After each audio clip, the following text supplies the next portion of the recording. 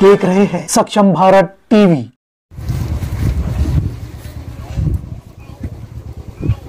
पंचशील ध्वजाचा पंचशील ध्वजाचा धम्म ध्वजाचा धम्म ध्वजाचा धम्म ध्वजाचा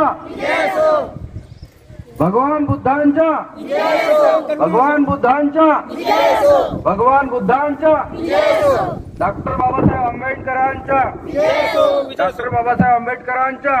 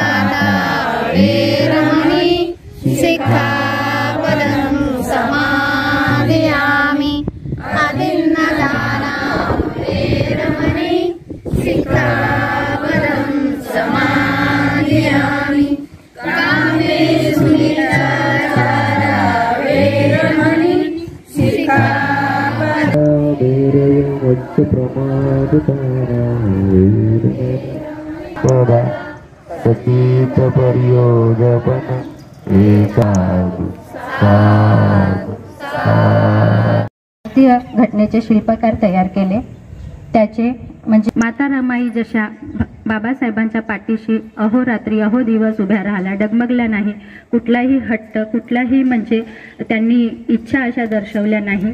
त्याच प्रकारे आपण सर्व स्त्रियांनी त्यांचे मार्गदर्शन आपल्या पाठीशी ठेवले पाहिजे असंच मी सर्वांना सांगू इच्छिते। अशाच प्रकारे तुम्ही कार्यक्रम करता, फार छान। आज राऊतनगरच्या बद्दल बरेचदा भरपूर ऐकायला मिळालं। जेवढे पण विहार आपल्या परिसरामध्ये आहे, नगरपंचायत परिसरामध्ये, आपण सर्व एकत्र येऊन असंच सर्वांना सहकार्य करावं। समोर कार्यक्रम अशाच सुशोभित पद्धतीने वाढतील आणि आपण एकत्र येऊन की स्वतः उपाशी राहून फाटले कपडे घालून आणि शेण गौऱ्या थापून तिने आपल्या डॉक्टर बाबासाहेब आंबेडकरांना एवढी मोठी साथ दिली आणि एवढा मोठा संघर्ष केला त्यांनी, आणि त्यांच्याचमुळे आज बाबासाहेब आंबेडकर खूप मोठे म्हणजे महान व्यक्ती ठरले। त्या संसारात होती रमाची विमाला तरी साथ होती, रमाची विमाला तरी साथ होती, रमाची विमाला तरी साथ होती। या एवढ्या शिकल्या सवरल्या विद्वान पंडिताची बायको असला काही म्हणाला, साहेब म्हणायची ती, मला काही म्हणाले तर चालेल, माझा अपमान झाला तर चालेल, पण तुमचा अपमान मी खपवून घेणार नाही कोणाकडूनच। त्यामुळे तुम्ही मला शिकवा, मी शिकते, पण मी शाळेत जाणार नाही। बाबासाहेबांनी स्लेट आणली आणि काय म्हणते ते खडू आणले आणि घरी शिकवायला लागले। शिकली, पत्र लिहिता यायचं, पत्र वाचता यायचं। आणि आपल्या सासऱ्याला बाबासाहेबांना एक पुस्तक मिळालं होतं 1907 मध्ये, खेडूसकरांनी दिलेलं। ते बुद्ध चरित्र आपल्या सासऱ्याला वाचून दाखवायची। सासराही खुश आणि सुनही खुश। पण आज सासऱ्याची धुसफूस आणि सुनीची धुसफूस आहे का नाही? ही रमाई होती 1900 केव्हा जन्म झाला तिचा? 1998 मध्ये, 2 फरवरी 1998 मध्ये। लग्न केव्हा झालं? 1907 मध्ये। बाबासाहेब शिकायला केव्हा गेले? 13 मध्ये। आले केव्हा? 17 मध्ये। गेले 4 मी कोण आहो? मला तर काहीच येत नाही भैया, मी गावालाच ना।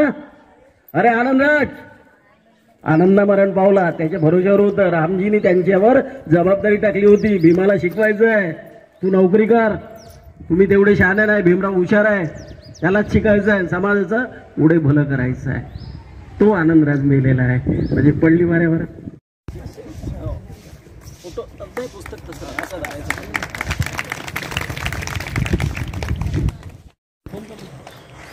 तीन कार्यकर्ते यांचं सहारे माटे मग